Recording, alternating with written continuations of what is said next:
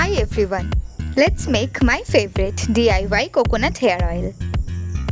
এই হেয়ার অয়েলটার জন্য লাগবে only 3 ingredients: rosemary leaves, curry leaves and fenugreek seeds.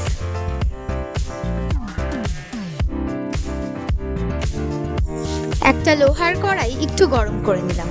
তারপর তার মধ্যে দিয়ে দিলাম পরিমাণ মতো কোকোনাট অয়েল। তেলটা একটু গরম হয়ে গেলে তার মধ্যে মেথি আর রোজমেরি লিভসটা একে একে দিয়ে দিলাম।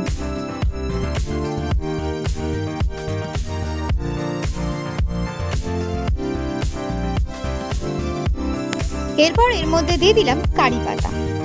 কারি পাতা দিলে তেলে গেজা হয়, কারণ পাতায় ন্যাচারালি জল থাকে। দেখুন তেলের রংটা পুরো পাল্টে গেছে, আর এখন আর ওই গেজাগুলোও নেই। তার মানে এখন আমাদের তেলটা রেডি হয়ে গেছে।